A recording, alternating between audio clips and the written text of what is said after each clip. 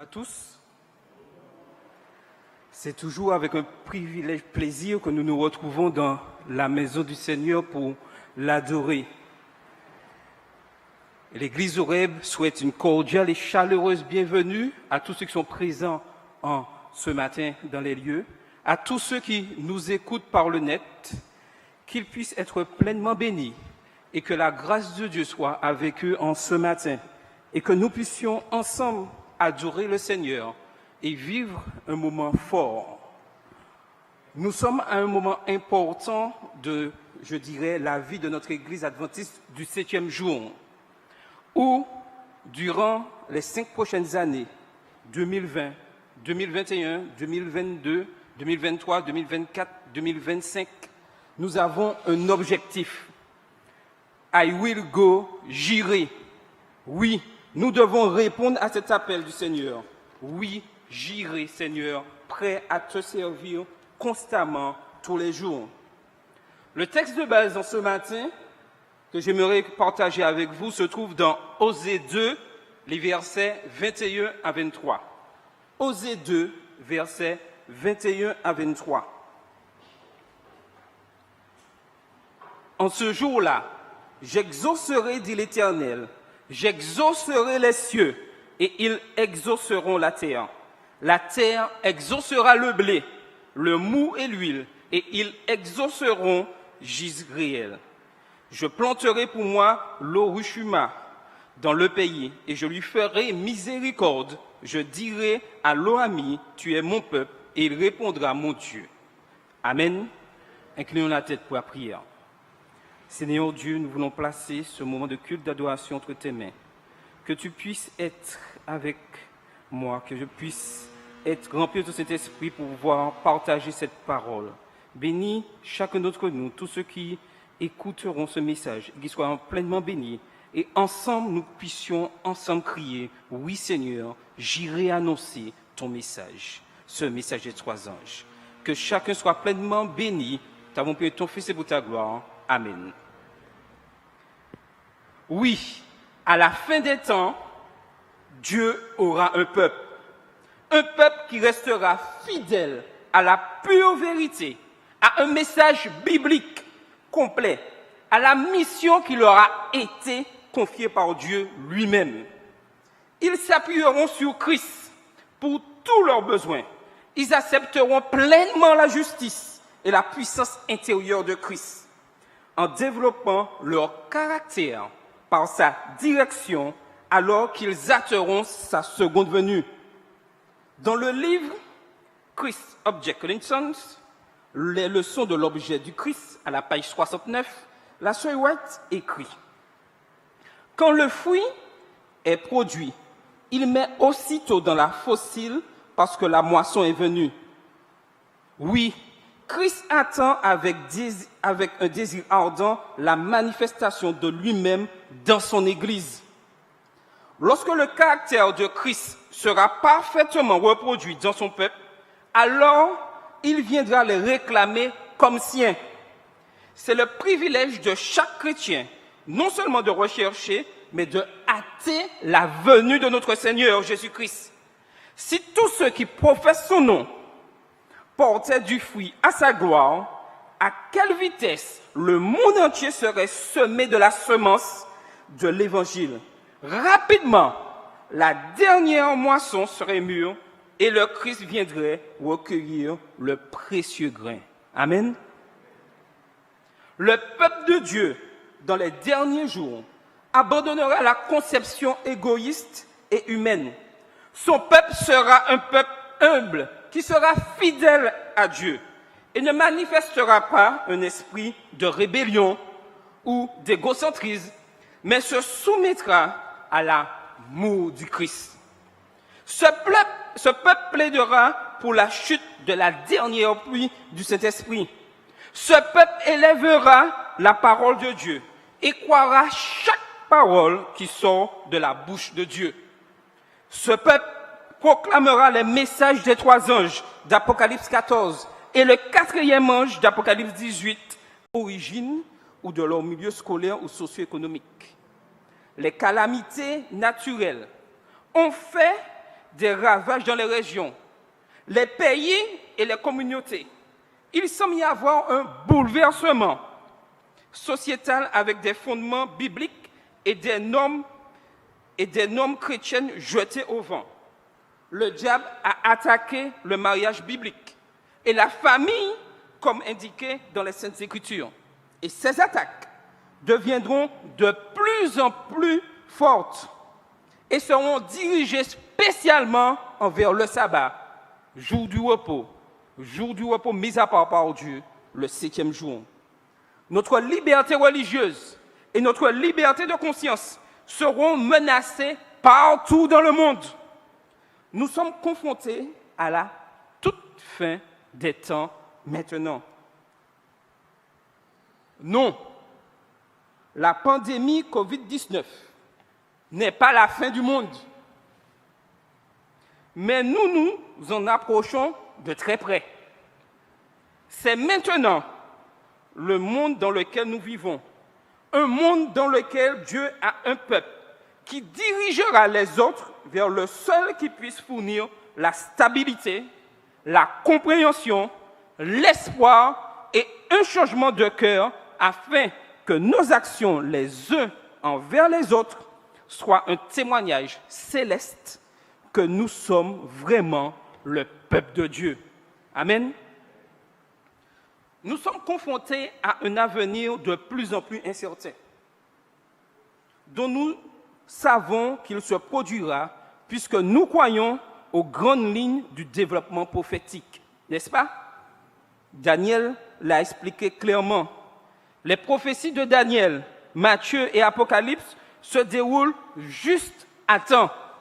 Et nous pouvons faire ce que nous voulons. Les prophéties se réaliseront.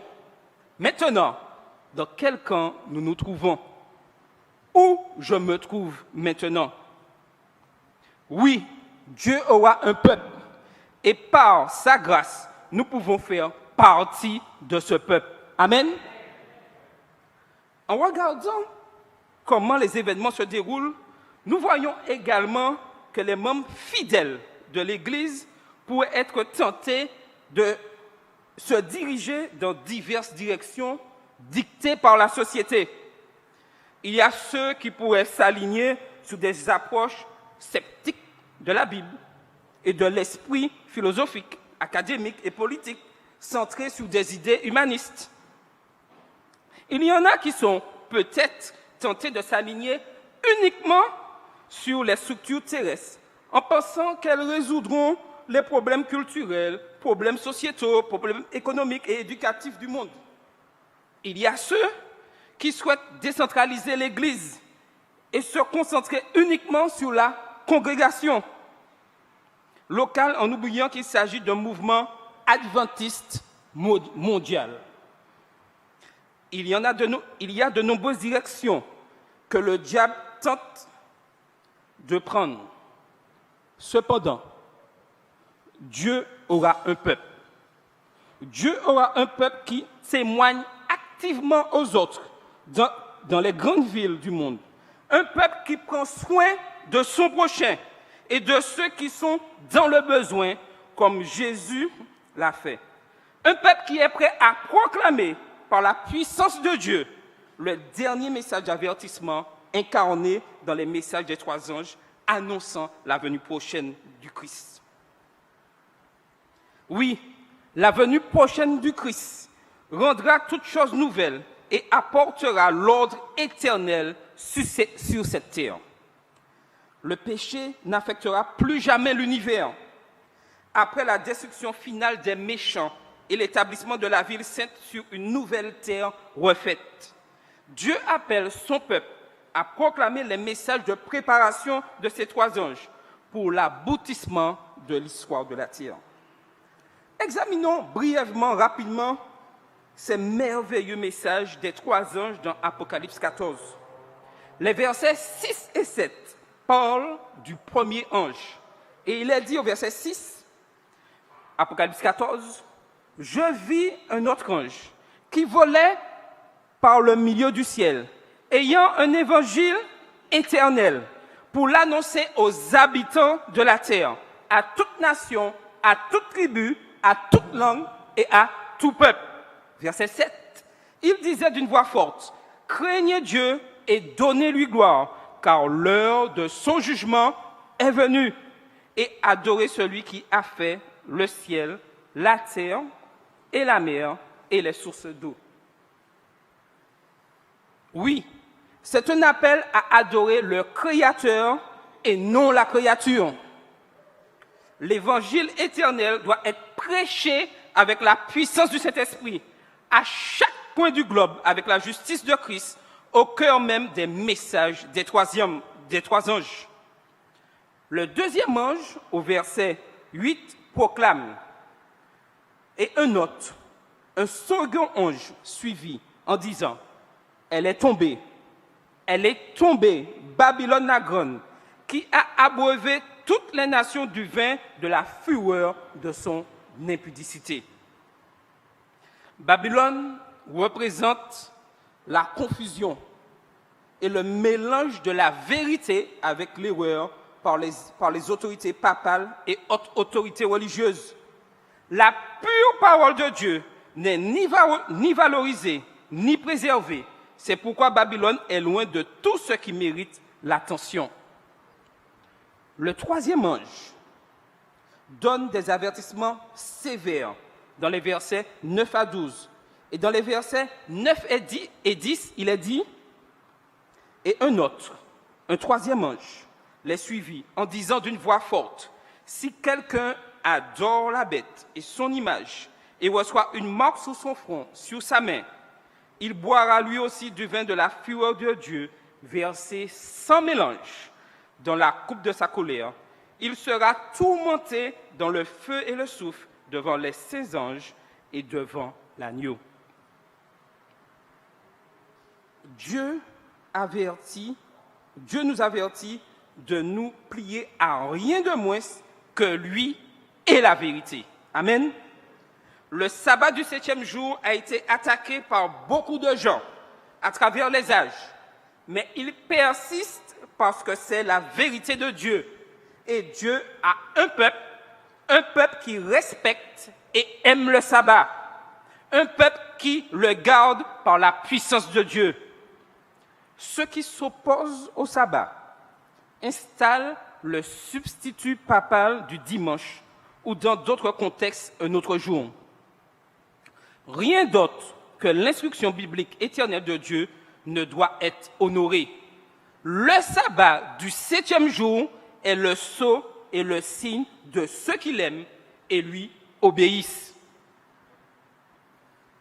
En ce matin, je veux vous exhorter tous, et moi le premier, à faire très attention à tout érudit, à tout pasteur, à tout enseignant ou autre qui pourrait vous dire que les prophéties de l'Apocalypse sont conditionnelles, que nous ne savons pas vraiment quelle peut être la marque de la bête.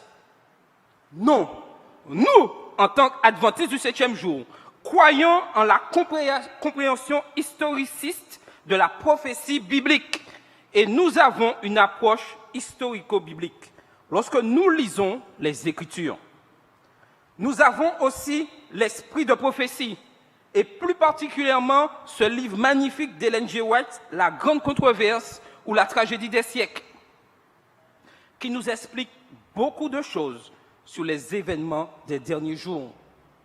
Et nous devrions prendre le temps de relire ce livre-là pour comprendre le temps que nous vivons, les complexités qui se passent et vraiment nous mettre à l'étude de la parole de Dieu.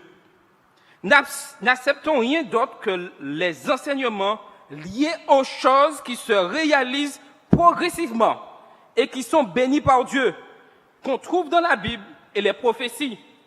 Et aujourd'hui, malheureusement,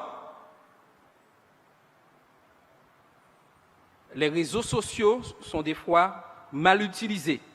Et nous-mêmes, en tant qu'adventistes du 7e jour, nous y allons, nous écoutons des choses qui n'ont rien à voir avec la parole de Dieu, des choses qui n'ont rien à voir avec nos 28 croyances. Et nous berçons à écouter ces belles paroles. Mais n'oublions pas qu'avec Dieu, il n'y a pas de mélange. Il n'y a pas de mélange entre la vérité et le mensonge.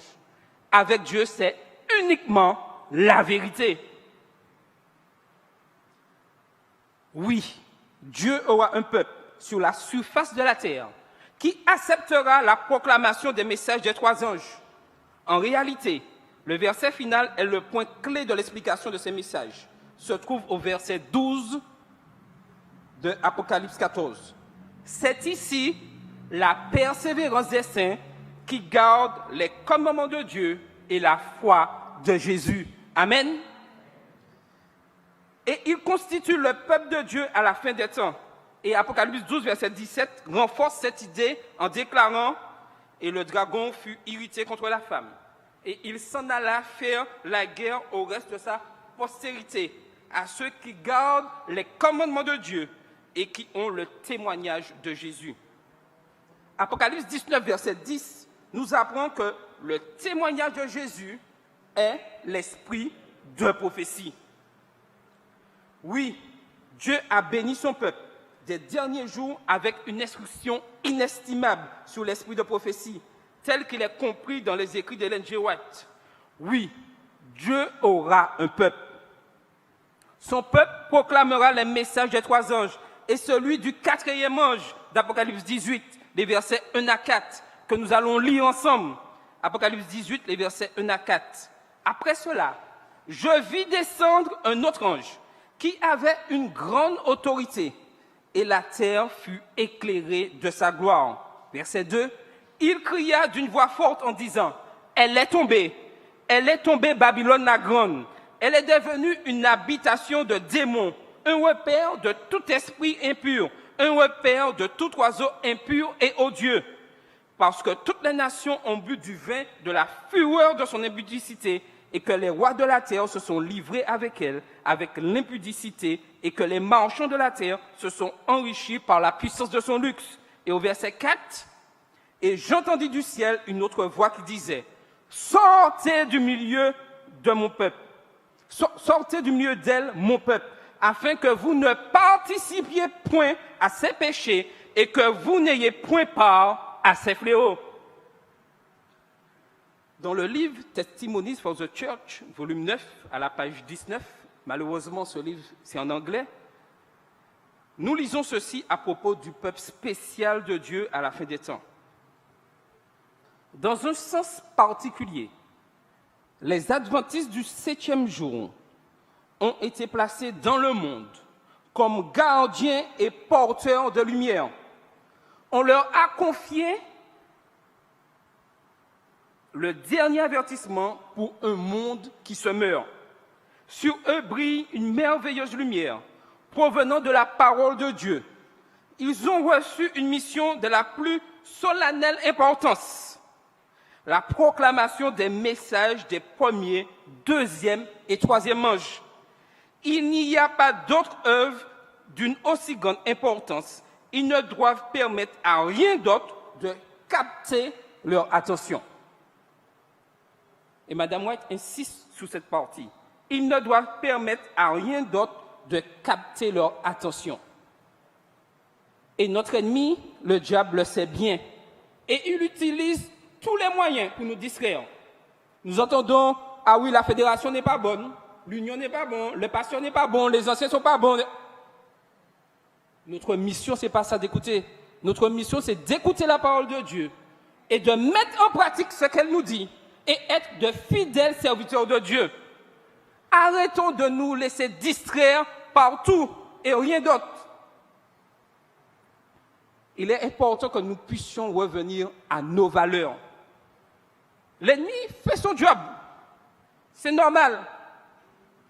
Certains des plus haut placés tomberont. C'est triste. Des choses peuvent être dites qui peuvent détruire l'œuvre. C'est vrai, l'ennemi travaille. Mais nous, quel travail nous faisons? Travaillons-nous avec l'ennemi ou travaillons-nous avec Dieu? Le peuple des derniers jours de Dieu sera particulièrement concentré sur sa mission d'élever le Christ, sa parole, sa justice, son service sacerdotal, sa puissance salvatrice dans la grande controverse, les messages de ces 3 anges, son message de santé, sa mission des derniers jours envers le monde, incluant le besoin de plaider pour l'appui de l'arrière-saison du Saint-Esprit et la seconde venue du Christ. Voilà la mission de chacun de nous. Voilà la mission du peuple de Dieu. Vous n'avez pas entendu dans cette déclaration de mission, écouter les cancans, participer au cancan et être le chef des cancans.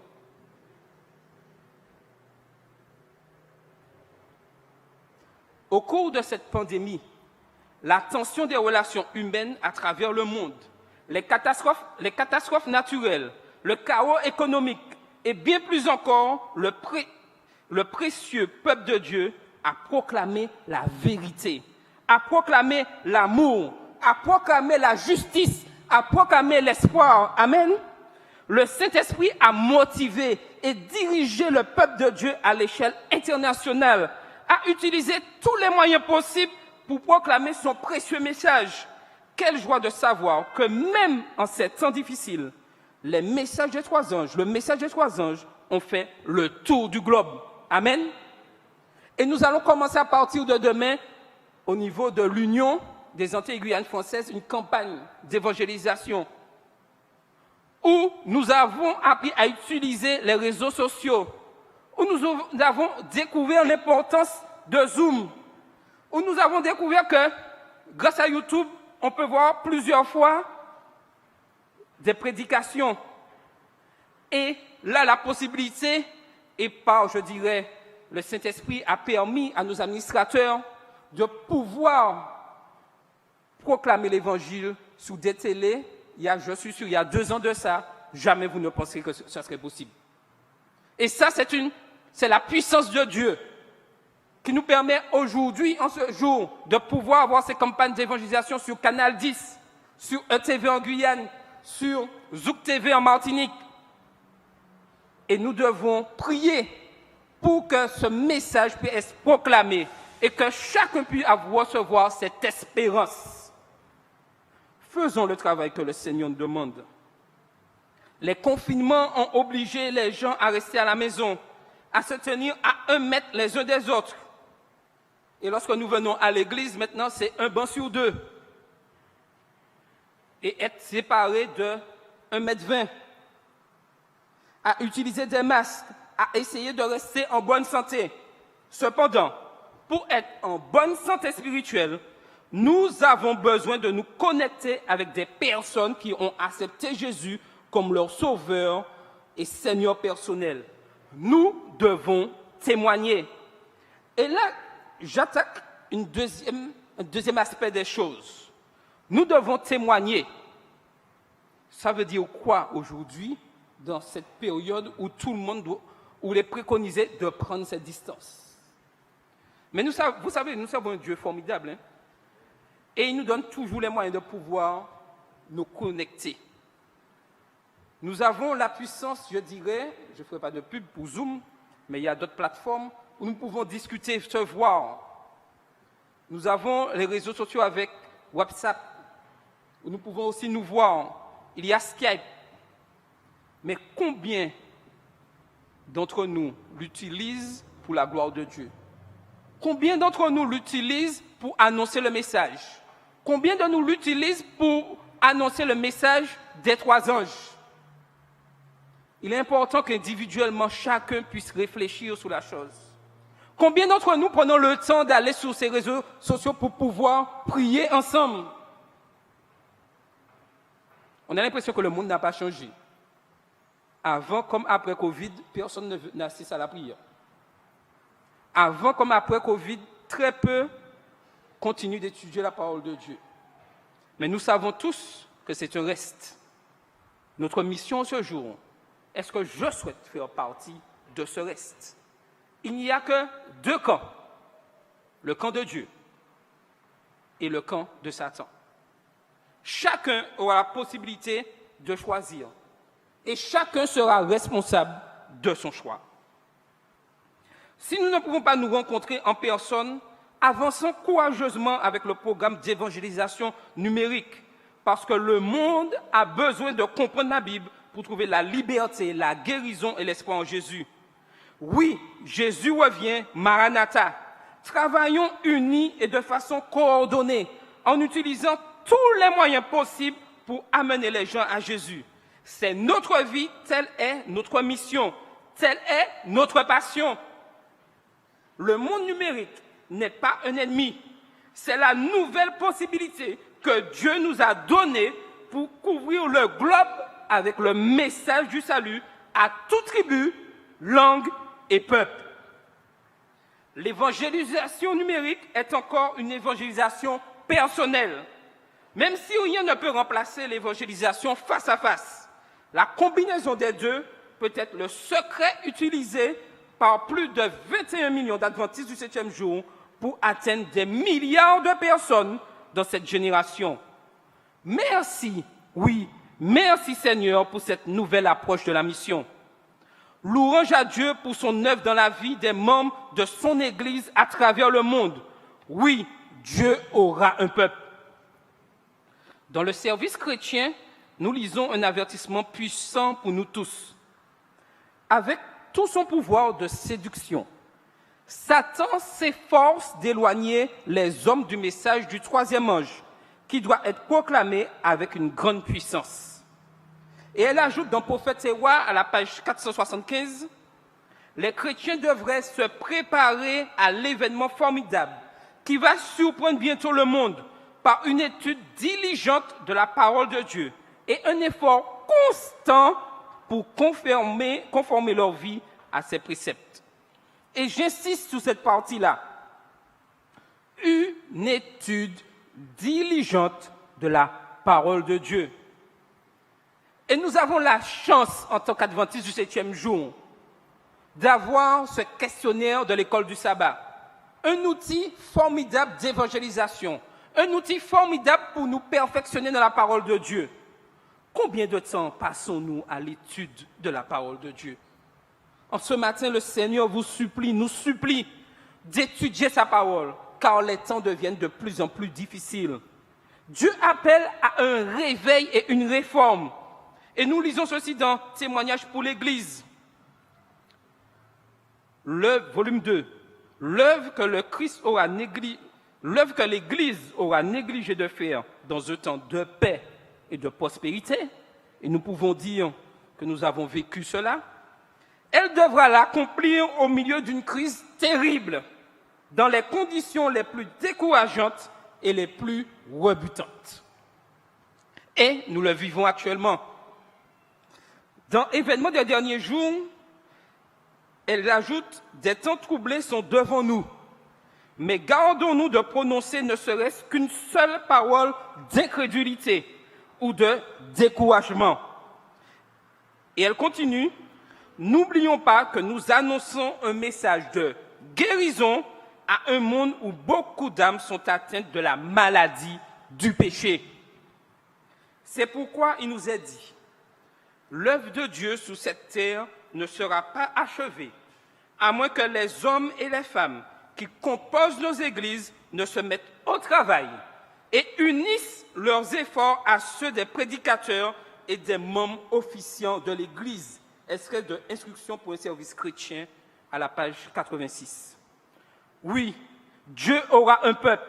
Son peuple sera concentré sur sa mission. Son peuple sera un peuple humble, un peuple obéissant et aimant. Son peuple travaillera ensemble dans l'implication totale des membres sous la direction du Saint-Esprit. Le Seigneur nous appelle à faire partie du peuple des derniers jours. Peu importe ce que le diable nous lancera, pandémie, tensions, troubles, catastrophes naturelles, apostasie, guerre et rumeurs de guerre, persécution ou quoi que ce soit d'autre. Et je pourrais même ajouter, la fédération, la conférence générale pourrait tomber, mais moi, je reste attaché à la parole de Dieu. Je ne suis pas les hommes, je ne suis pas les anciens, je ne suis pas le pasteur, je suis la parole de Dieu. Si les dirigeants suivent la parole de Dieu, il n'y a pas de problème, nous allons dans la même direction. Mais je ne suis pas ce que les hommes disent, je suis ce que le Seigneur dit. Je termine par 2 citations puissantes de l'esprit de prophétie. Une qui se trouve dans le livre, et ce livre, nous ne l'avons pas, c'est Actes des Apôtres, c'est en anglais, à la page 590, il est dit « En comparaison avec les millions de personnes dans le monde, le peuple de Dieu sera, comme il a toujours été, un petit troupeau. Mais s'ils défendent la vérité révélée dans sa parole, Dieu sera leur refuge. Ils se tiennent sous le large bouclier de l'omnipotence. Dieu est toujours le plus important. Quand le son de la dernière trompette pénétrera dans le séjour des morts et que les justes sortiront avec triomphe, s'écriant « Ô mort, où est ton aiguillon? Ô mort, où est ta victoire ?» 1 Corinthiens 15, verset 55. Alors, debout, avec le Père, avec Christ, avec les anges et avec les fidèles et les vrais adorateurs de tous les âges, les enfants de Dieu constitueront de loin la majorité. Oui, Dieu aura un peuple, un petit troupeau à la fin, mais une partie du peuple de Dieu à travers les âges, une merveilleuse majorité par la puissance de Dieu. Et elle ajoute, à la page 78, dans le livre Conseil donné par le Christ, Dieu se propose d'accomplir aujourd'hui, par le moyen de son peuple, ce qu'il désirait faire autrefois par Israël. Quand il fit sortir d'Égypte, le monde doit avoir une représentation du caractère divin en contemplant dans l'Église la bonté, la miséricorde, la justice et l'amour de Dieu. Quand la loi divine est ainsi vécue, le monde même reconnaît la supériorité sur tous les autres hommes de ceux qui craignent et servent le Seigneur. Amen. Dieu a les yeux fixés sur ses enfants. Dieu a les yeux fixés sur chacun d'entre nous. Et il a un plan bien défini pour chacun d'entre nous. Il entre dans ses desseins de réunir en un peuple à part ceux qui mettent en pratique ses saints préceptes. Les paroles écrites par Moïse sous l'inspiration divine concernent le peuple de Dieu d'aujourd'hui aussi, bien que Israël des temps anciens. Car tu es un peuple saint pour l'Éternel, ton Dieu. L'Éternel, ton Dieu, t'a choisi pour que tu fusses un peuple qui lui appartient entre tous les peuples qui sont sur la surface de la terre. Deutéronome 7, verset 6. Voici ce que Dieu nous appelle. Et en ce matin, Dieu nous appelle à faire partie de son peuple. Et j'inviterai les chantres à monter. À faire partie de son peuple des derniers jours. Un peuple qui doit annoncer le message des trois anges. Un peuple qui a une mission pleine, une mission où nous devons évangéliser le monde. Et est-ce qu'on peut mettre la dernière diapo? Où nous avons ce logo, I will go. Oui, j'irai. Sommes-nous prêts à accomplir cette mission? Oui. Sommes-nous disposés à dire au Seigneur, je veux faire partie de ton peuple? Oui, Seigneur, je veux faire partie de ton peuple, complètement engagé à proclamer le message des trois anges. Et je vais vous inviter à vous lever. Et nous allons chanter ensemble ce chant d'engagement. Engage-toi.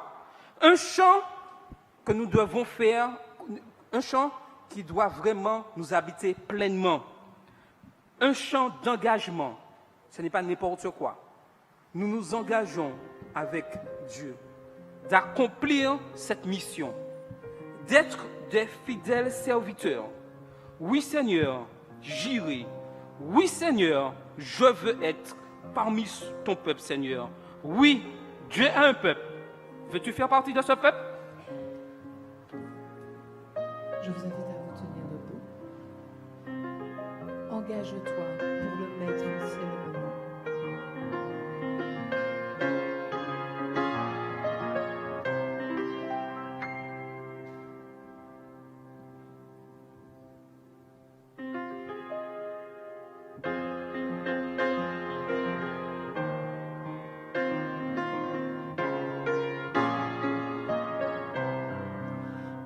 Engage-toi, pour le maître c'est le moment.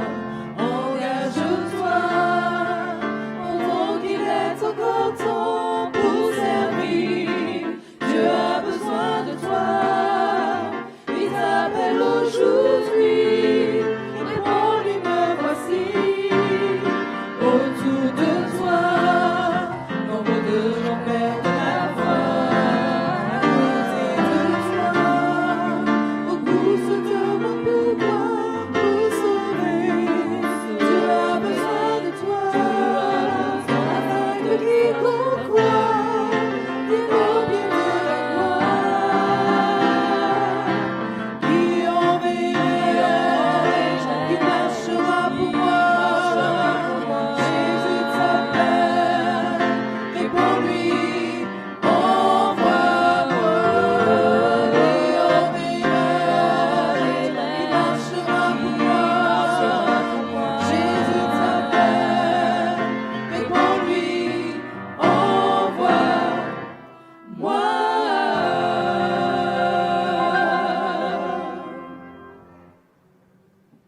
Oui, Seigneur, nous voulons nous engager en ce matin.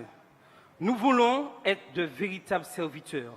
Que ton Saint-Esprit habite en chacun d'entre nous en ce matin et que nous puissions annoncer au monde que tu reviens bientôt, au monde qu'il y a une espérance, que ce monde certes va à sa perte, mais que Dieu a prévu de restaurer cette terre, Seigneur, mais que chacun puisse prendre la décision de le suivre, Seigneur. Que nous puissions accomplir pleinement notre mission et que tu habites en chacun d'entre nous. Que ton peuple soit pleinement béni en ce matin et que ta parole soit toujours proclamée. Nous avons prié ton Fils et pour ta gloire. Amen. Que l'Éternel te bénisse.